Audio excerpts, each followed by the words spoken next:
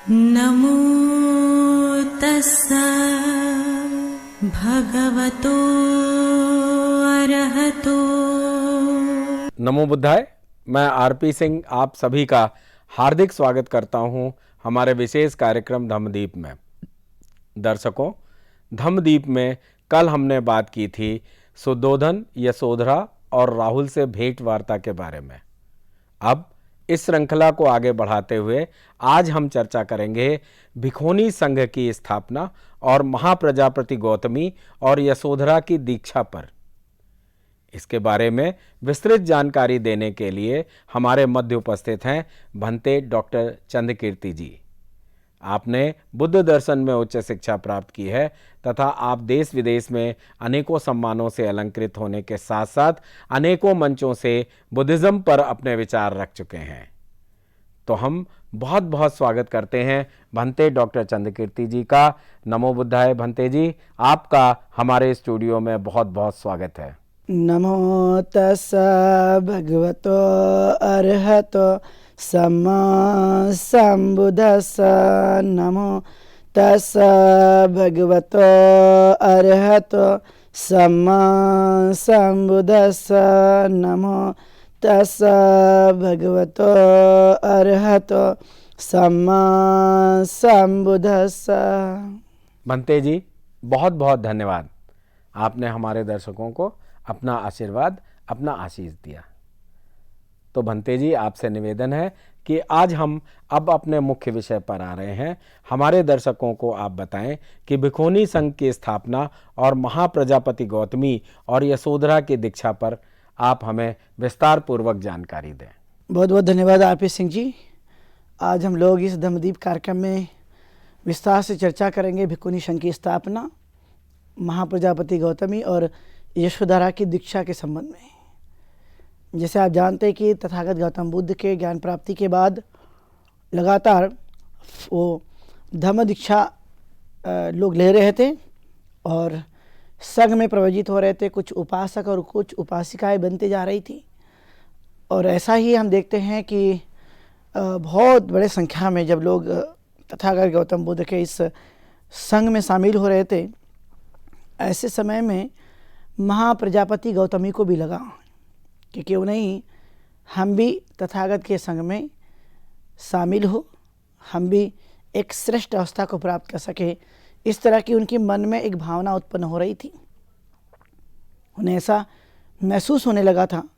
और तब तथागत गौतम बुद्ध एक बार जब निगरोधाराम में ठहरे हुए थे और उनसे वो भेंट करने के लिए जाते हैं और जाने के बाद उनसे वार्तालाप करते हैं और प्रस्ताव रखते हैं कि हम भिखुनी बनना चाहते हैं, हम भी प्रवज्जा ग्रहण करना चाहते हैं, उपसंपदा ग्रहण करना चाहते हैं, तथागत हमें संघ में शामिल करे।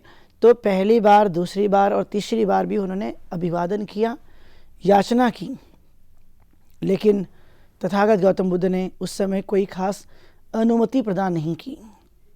जब तथागत के कहे जाने के बाद कि अभी अनुमति नहीं है, तब महाप्रजापति गौतमी बहुत दुखी हो गई, बहुत व्याकुल हो रही थी। लेकिन फिर भी बहुत उनके मन में ऐसे भाव उत्पन्न हो रहे थे कि तथागत आखिर हमें संघ में क्यों नहीं शामिल कर रहे। और इस बात को जानते हुए वह निराशा के रूप में वह वापस जाती है। लेकिन फिर वह चिंतन करती है, मनन करती है, सोचती है क्या हम लोग फिर से संघ में कोई शामिल होने के लिए तथागत से कुछ बात कह सकते हैं। तो उनके मन में यही बात आती थी कि हाँ, ज़रूर किया जा सकता है। तब तथागत गौतम बुद्ध वैशाली में ठहरे हुए थे और वहाँ से वो वैशाली जाने का निश्चय करते हैं। पहले ही उन्होंने बहुत सारी शाक्य महिलाएं जो संघ में प्रवजित होना चाहती थी, ऐसी 500 शाक्य महिलाएं अपने इरादों को मजबूत करते हुए वह संघ में प्रवजित होना चाहती थी। उनका मन था कि हम संघ में प्रवजित हो जाए। तो उन्होंने सभी ने अपना बाल मुंडवा लिया और कांस्य वस्त्र उन्होंने ले लिया और वो चलते गए। तब तथागत से फिर वह याचना करते हैं तथागत ने कोई अनुमति नहीं दी, लेकिन भिक्खु आनंद जो कि तथागत गौतम बुद्ध के साथ ही हमेशा रहा करते थे, वह चारिका करने के लिए गए थे। जब वो नगर से चारिका करने के बाद वापस आते हैं तो वापस आने के बाद में महाप्रजापति गौतमी उन्हें सारा वृत्तांत सुनाती है, और उस सभी वृत्तांत को सुनने के बाद लगता है भिक्खु आनंद को भी कि नहीं, हमने महिलाओं को भी संघ में प्रवज्जित करना चाहिए, क्योंकि महिला और पुरुष समान हैं, इसमें कोई भेदभाव नहीं है। तब ये प्रस्ताव तथागत गौतम बुद्ध के पास वो भिक्खु आनंद रखते हैं, और भिक्खु आनंद कहते हैं कि जब आप घर पर थे, महामाया का जब निधन हो गया था, उसके बाद आपकी पूरी तरह से देखरेख करने का काम महाप्रजापति ने किया, तो तथागत उन्हें भी हमने संघ में प्रवज्जित करना चाहिए, क्योंकि महिला भी एक श्रेष्ठ जीवन जी सकती है, अरहत पद को प्राप्त कर सकती हैं और सारी तृष्णाओं को दूर कर सकती हैं। उनके अंदर में भी ये एबिलिटी है, योग्यताएं हैं, और वो पूरी तरह से कर सकती है। इस तरह से तथागत गौतम बुद्ध के सामने भिक्खु आनंद ने प्रस्ताव रख दिया। तब भिक्खु आनंद को तथागत गौतम बुद्ध ने कहा कि अभी समय तो नहीं आया है कि उन्हें प्रवज्जित किया जाए, लेकिन लगता है कि उनके ज़्यादा रिक्वेस्ट करने के बाद वह ज़रूर उनको हमने यह प्रवज्जा देनी चाहिए, क्योंकि यह महाप्रजापति गौतमी, यशोधरा और उनके साथ में 500 शाक्य महिलाएं जो पहले से ही अपना मुंडन करके आई थी, कांस्य वस्त्र लेकर आई थी, और चलते हुए वो धूप में चलते हुए जब उन्होंने रास्ता तय किया था तो उनके पैर में फपोले आ गए, छाले आ गए थे, और जब उन्होंने देखा कि ये इस तरह से परिस्थिति से जूझती आ रही है, उनकी तबीयत भी ठीक नहीं हो रही है, तब तथागत गौतम बुद्ध ने ये सोचा कि नहीं, जब ये उस काम को खुद से ही इच्छा रखते हुए करना चाहती है, संघ का सदस्य बनना चाहती है, श्रेष्ठ अवस्था को प्राप्त करना चाहते हैं, तो हमें निश्चित तौर पर इन्हें प्रवज्जित कर देना चाहिए। तथागत गौतम बुद्ध ने ये जो बात कही, लेकिन तथागत ने कहा कि ये तो ठीक है, हम इन्हें प्रवज्जित करेंगे, उपसंपादित करेंगे, लेकिन 8 बातों को इन्हें मानना होगा। उन्होंने कहा 8 बातें ये, क्योंकि आप जानते हैं कि सबसे पहले भिक्खु संघ ही उस काल में बना था, बाद में भिक्खुनी संघ बना, तो जितने लोग भिक्खु बन गए थे, जितने लोग उस समय के प्रवज्जा ग्रहण कर लिया था, स्वाभाविक है कि वो सभी सीनियर थे। लेकिन तथागत गौतम बुद्ध ने ये नियम बनाया कि चाहे वो कितने भी दिन की भिक्खुनी हो, वो उपसंपादित हो या प्रवज्जा ग्रहण की हो, उन्होंने भिक्खु को वंदन करना है, प्रणाम करना है, अभिवादन करना है, उन्हें रिस्पेक्ट करना है। वह सबसे पहले उन्होंने बात बताई। फिर उन्होंने कहा कि भिक्खुओं को उपदेश नहीं देना है, वो कितने भी पुराने भिक्खु हो या नए भी हो, लेकिन आपको उपदेश नहीं देना है, और हर 15 दिनों में उपोषित का पालन करते हुए यह उनके भिक्खुओं के द्वारा बताए गए नियमों के आधार पर जीवन को जीना है। अपनी स्वेच्छा से कोई कुटी का निर्माण नहीं करना है, डिमांड नहीं करनी है, चाहे जैसी भी स्थिति आ जाए, लेकिन ये नियमों का आपको आचरण करना है। और जहाँ एक भिक्खु हो वहाँ पर नहीं, बल्कि अलग से ही हमें निवास करना चाहिए। इस तरह की कुछ बातें जो तथागत गौतम बुद्ध ने एक शर्त के आधार पे उनके सामने रखी, जिसे हम 8 गुरु धर्म के नाम से भी जानते हैं। परिस्थितियाँ समय के आधार पर बदलती रहती हैं, लेकिन तथागत ने तत्कालीन समय में जब भिक्खुनी संघ की स्थापना के लिए अनुमति प्रदान की, तब ये बात उन्होंने भिक्खु आनंद से कही थी, और भिक्खु आनंद ने ये बातें तथागत की कही हुई बातों को महाप्रजापति गौतमी को बताया कि ये नियम आपको पालना होगा, मानना होगा, उसका आचरण करना होगा, तभी आपकी अनुमति दी जाती है। तो 500 शाक्य महिलाएं महाप्रजापति गौतमी पूरी तरह से तैयार हो जाती, उनको कोई भी नियम दे दीजिए, लेकिन हमें प्रवज्जित कीजिए, हम संघ के सदस्य बनना चाहते हैं। वह श्रेष्ठ अवस्था तक हम पहुंचना चाहते हैं तो सबसे पहले जब अनुमति मिल गई तो हम जानते हैं कि अनुमति मिलने के बाद सबसे पहली भिक्खुनी महाप्रजापति गौतमी को बनाया। संसार में बौद्ध इतिहास में जब हम देखते हैं तो सबसे पहले भिक्खुनी बनने का जो श्रेय प्राप्त हुआ महाप्रजापति गौतमी को, और भिक्खुनी बनाने के लिए सबसे पहले किसी ने यदि नेतृत्व किया या इनिशिएटिव लिया वो है महाप्रजापति गौतमी। इसलिए उनकी दीक्षा कराएगी, यशोधरा की दीक्षा कराएगी। जब यशोधरा की दीक्षा की गई तो उनका कात्यायना नाम रखा गया। आप जानते हैं कि तथागत गौतम बुद्ध के संग में जो भी व्यक्ति प्रवज्जित होते हैं, उपसंपदित होते हैं, चाहे वो महिला हो या पुरुष हो, उनके सभी के नाम पुराने बदल दिए जाते हैं और धम्म के आधार पर उन्हें नए नाम दिए जाते हैं ताकि हम पुरानी कोई भी पहचान अपने साथ में लेकर ना आए। तथागत ने कहा कि मेरा धम्म समता पर चलता है, बंधु भाव पर चलता है, न्याय पर चलता है, जहाँ हमें फ्रीडम है।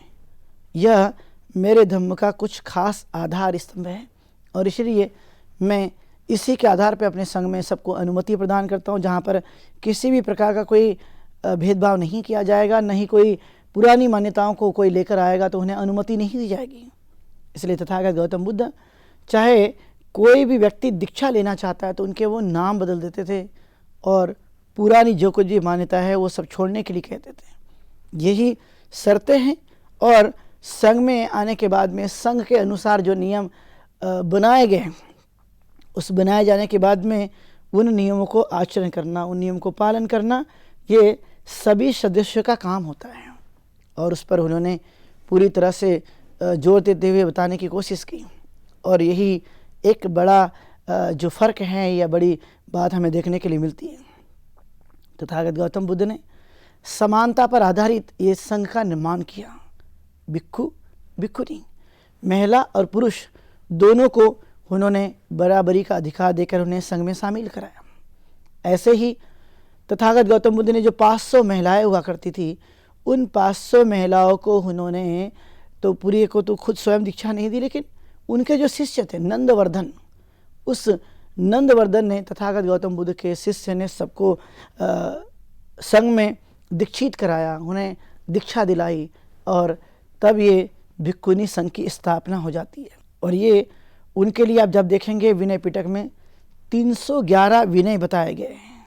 इन्होंने कहा कि कोई भी व्यक्ति जब वो धम्म का और विनय का यदि वो कोई पालन करता है तो उसके आधार पे ही वह अपने जीवन को आगे बढ़ा सकते हैं। ये खास उन्होंने बातें बताने की कोशिश की थी, इसलिए उनके लिए भी कुछ खास नियम जो कि 311 जिसे हम विनय कहते हैं, डिसिप्लिन मानते हैं कि ये जब आप प्रवज्जित हो जाएंगे, उपसंपदित हो जाएंगे और संघ के सदस्य बन जाएंगे तो आपको इन नियमों का पालन करना होगा, आचरण करना होगा, आप इनका कोई भी उल्लंघन नहीं कर पाएगा। इस तरह से तथागत गौतम बुद्ध उन्हें बताते हैं। ऐसे करते करते आप जब आप देखेंगे तो यशोधरा की दीक्षा हो जाती है। इसके बाद तथागत गौतम बुद्ध के एक शिष्य जो जिसका नाम आनंद है, उस समय तथागत गौतम बुद्ध श्रावस्ती में रुके हुए थे। वहाँ पर एक चांडाल कन्या रहती थी और वो चांडाल कन्या, जैसे कि आप जानते हैं कि लोग अछूतपन का व्यवहार करते थे, छुआछूत मानते थे, उस तरह से उसका एक चांडाली का एक कन्या जो कि उस श्रावस्ती की रहने वाली थी। और वहाँ पर जब वो रहती तो एक बार तथागत गौतम बुद्ध के शिष्य भिक्खु आनंद चारिका करने के बाद वो जब नगर से वापस आए, एक जगह उन्होंने बैठकर भोजन किया और भोजन करने के बाद उनको जब प्यास लगी तो प्यास के लिए जब वो देखा कि पानी कहाँ मिलेगा तो वह देखा कि एक कुएं के पास में एक लड़की खड़ी है और वो कुएं से पानी निकाल रही है। तब तथागत गौतम बुद्ध के शिष्य भिक्खु आनंद ने देख करके कहा पानी चाहिए। तब चांडालिका ने मना कर दिया कि मैं पानी नहीं दूंगी क्योंकि मैं अछूत हूँ और लोग मुझे अछूत मानते हैं, इसलिए पाप लग जाएगा मुझे जब मैं आपको पानी दूंगी। तब भिक्खु आनंद कहता है कि पानी का संबंध प्यास से है, न कि अछूतपन से, न छुआछूत से, न ऊंच नीचता से। पानी प्यास बुझाता है और उस पानी को हम ले सकते हैं। तब उसने पानी दी और उनकी प्यास बुझी। उसके उपरांत भिक्खु आनंद जो है वहाँ से चले जाते हैं। जाने के बाद में वो चंडालिका उनका पीछा करते हुए जाती है और पीछा करते करते देखा कि जहाँ पर वो रुके थे तथागत गौतम बुद्ध, जो कि जेतवन विहार में रुके हुए थे, वहाँ पर वह पीछा पीछा करते जाती है और देखा कि यहीं पर रहते, और वो देख करके वापस आ जाती हैं। आने के बाद में अपने घर पे अपनी माँ से कहती है, क्योंकि उस समय वो वापस आती हुई देखी तो वो रो रही थी। रोते रोते अपनी माँ से कहती है कि मुझे एक लड़का दिखाई दिया जो उस जगह रहता है और वो तथागत गौतम बुद्ध का शिष्य है, मैं उनसे शादी करना चाहती हूँ। तब उसकी माँ ने समझाया, बेटा ये शादी वो नहीं कर सकेंगे, वो सन्यासी है, गृह त्यागी है, वो घर से बेघर है, वो शादी नहीं करेंगे। लेकिन लड़की की जिद उसे काफ़ी प्रभावित कर रही थी कि शादी मैं करूँगी उसी से जिसने मेरे हाथ का पानी पिया है। लोगों ने तो मेरे हाथ का पानी नहीं पिया, लोग मुझे अछूत मानते थे, लेकिन उन्होंने पानी पिया। वो बड़ी प्रभावित हो गई और तब उसकी माँ ने वो कहती कि एन केन प्रकारेण उसे बुलाया जाए और अपने वश में किया जाए। तब तथागत गौतम बुद्ध के शिष्य भिक्खु आनंद और तथागत गौतम बुद्ध के पूरे संघ को उसकी माँ भोजन दान के लिए अपने घर पे आमंत्रित करती है। आमंत्रित करने के बाद में उस लड़की का जो प्रस्ताव था शादी का, वो तथागत गौतम बुद्ध से कहती है। तथागत गौतम बुद्ध ने कहा कि ये प्रवज्जा ग्रहण किया है, ये उपसंपदित हो चुके हैं और ये शादी नहीं करते। तब वो दुखी होती है। तब वो तथागत गौतम बुद्ध उससे पूछते हैं कि ऐसी कौन सी चीज़ें हैं जो भिक्खु आनंद में तुम्हें अच्छी दिखाई देती है। तो कहते हैं कि ये सब, उसकी नाक अच्छी है, उसकी आंखें अच्छी है, उसका सब कुछ अच्छा है, इसलिए मैं पसंद करती हूँ। ताकत कहते हैं कि नाक से तो गंदगी आती है, आँख से भी आती है, और इंद्रियाँ जितनी भी हमें देखने के मिलेगी सबसे कहीं ना कहीं ये अपशिष्ट पदार्थ बाहर आते हैं। उसकी वजह से व्यक्ति जो है वो जानता नहीं है कि सच्चाई क्या है। तब वह समझ जाती, तथागत गौतम बुद्ध के उपदेश से वो काफ़ी प्रभावित होती हैं और कहती है कि तथागत मुझे भी धम्म दीक्षा दीजिए। और उसने जो मन बनाया था कि अब मैं शादी करना चाहिए, उनका मन, उस जो इरादा था, जो उन्होंने अपनी सोच बनाई थी, अब उसकी सोच बदल जाती है, क्योंकि अच्छाई की तरफ जाने वाला रास्ता श्रेष्ठ है और गलत दिशा में जाने वाला रास्ता हमारे लिए काफ़ी हानिकारक है। इसलिए उन्होंने कहा हमारे भीतर में भी कई ऐसी चीज़ें हैं जो लोगों को अच्छी तो लगती हैं, लेकिन वहाँ से भी कई तरह की गंदगियाँ निकलती है, कई तरह के ऐसे अपशिष्ट पदार्थ निकलते हैं, कई तरह की ऐसी चीज़ें हो जाती है जो व्यक्ति जानने पर यह सब कुछ निराशाजनक हो जाता है।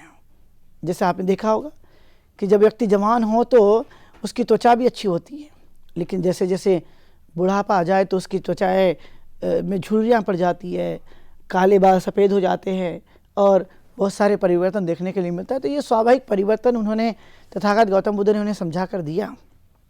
देने के बाद वो काफ़ी प्रभावित हो जाती हैं।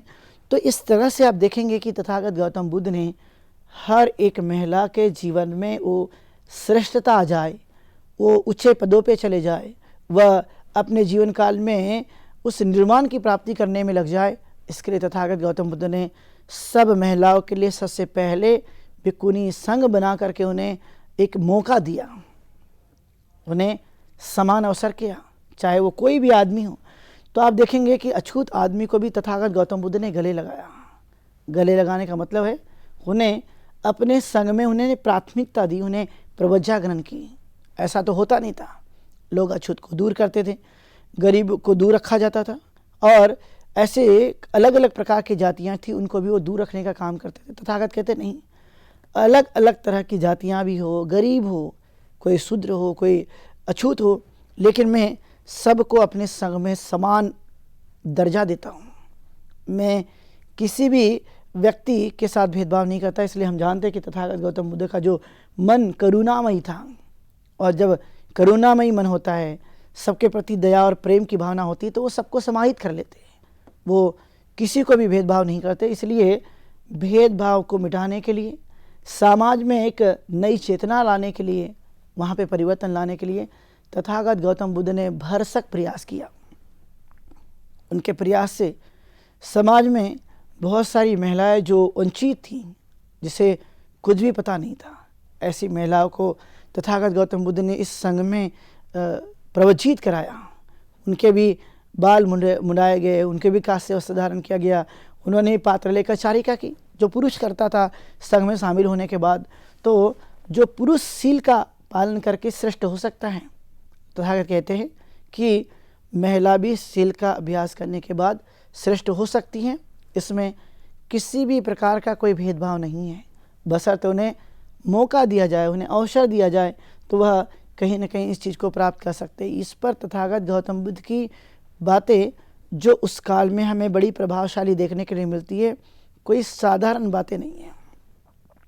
एक बड़ी बात है जो एक ऐसी व्यवस्था का उन्होंने प्रादुर्भाव कर दिया जो लोगों के सोच के भी बाहर था।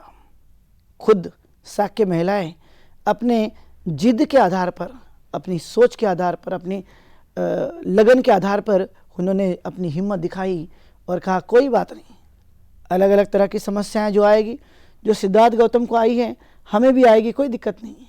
उन्हें जैसे अनेक प्रकार के परेशानियों का सामना करना पड़ा, हो सकता है हमारे लिए भी आए, लेकिन हमें इसकी कोई परवाह नहीं है।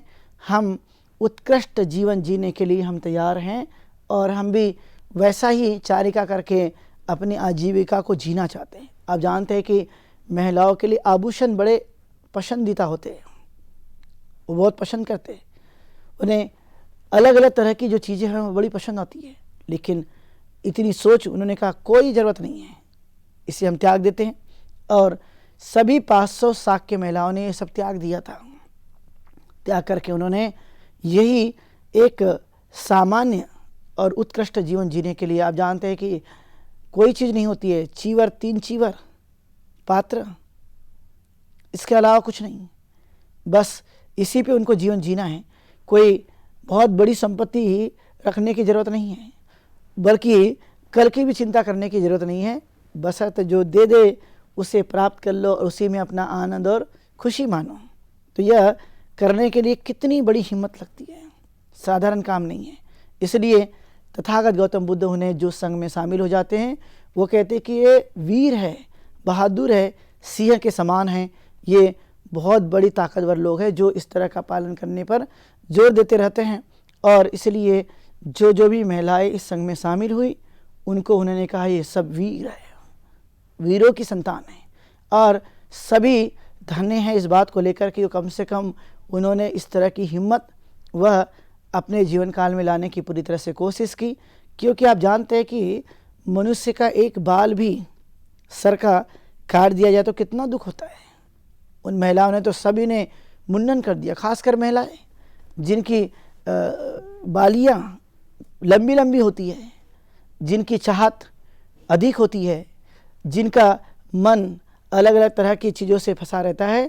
तो उन्होंने कहा नहीं, यह सब हम त्याग देते हैं और त्याग करके हम सिर्फ बुद्ध धम्म और संघ का रास्ता अपनाते हैं, इससे कोई और रास्ता उत्तम नहीं है। और इसलिए उनके जिद ने उन्हें भिक्खुनी बना दिया, उनके जिद ने उन्हें एक श्रेष्ठ जीविका जीने के लिए उन्हें प्रेरित किया, और वो सब इस रास्ते पे चलने के लिए सब तैयार हो गए। और वो कांस्य वस्त्र धारण करके, जैसे आप जानते ही हैं कि जो कांस्य है वो एक प्रकार का लाल रंग जिसे हम कांस्य वस्त्र कहते हैं, और पात्र भी इसी तरह के उन्होंने लेकर के चारिका करने के लिए वो भी निकल गए। उनको भी बड़ा आनंद महसूस हुआ। उन्हें लगा कि जब एक राजपुत्र तथागत गौतम बुद्ध स्वयं घर से बेघर होकर के वो काम कर सकते तो हम क्यों नहीं करेंगे। महाप्रजापति ने इस तरह से उस सभी को तैयार करके पास से शाक्य स्त्रियां जो भिक्खुनी संघ में शामिल हो गई, उनका मन पूरी तरह से परितोष होकर वो भिक्खुनी बनकर जीवन को जीने लगा। तो इस तरह से हम देखते हैं कि 500 शाक्य महिलाओं की दीक्षा महाप्रजापति गौतमी के नेतृत्व में, और यशोधरा की दीक्षा हम देखते हैं भिक्खुनी संघ की स्थापना के साथ हुई। यह एक श्रेष्ठ और ऐतिहासिक काम तथागत गौतम बुद्ध के जीवन काल में संभव हो सका। आज आप सब लोगों ने इस देशना को सुना है। मैं सबके प्रति ढेर सारी मंगल कामना करता हूँ। आप सुखी हो, दीर्घायु हो, स्वस्थ रहे, ऐसी मंगल कामना करते हुए यहीं पर रुकता हूँ। भवतु शुभ मंगलम। भंते जी, आपका बहुत बहुत धन्यवाद कि आप समय निकालकर हमारे स्टूडियो में आए और हमारे दर्शकों को बहुत ही खास जानकारी दी। तो साथियों, आज के इस विशेष प्रोग्राम में इतना ही। अब समय हो चुका है आज के प्रोग्राम के विश्राम होने का, लेकिन उसके पहले आपको बताते चलें कि आपके मन में भी जो जिज्ञासाएं हों, जो प्रश्न हों, वह आप इस प्रोग्राम में पूछ सकते हैं। और प्रश्न पूछने के लिए हमारा व्हाट्सएप नंबर 9639010109 पर आप प्रश्न भेज सकते हैं, या हमारी ईमेल आईडी subhartibuddha@gmail.com पर आप प्रश्न भेज सकते हैं। तो मुझे उम्मीद है कि आप अपनी जिज्ञासाओं को दबाएंगे नहीं और हमारे इस प्रोग्राम का हिस्सा बन अपनी जिज्ञासा को शांत करेंगे। तब तक मैं आरपी सिंह भंते डॉक्टर चंद्रकीर्ति जी के साथ लेता हूं विदा। कल इसी समय आपके समक्ष फिर उपस्थित होंगे। नमो बुद्धाय। नमो तस्सा भगवतो अरहतो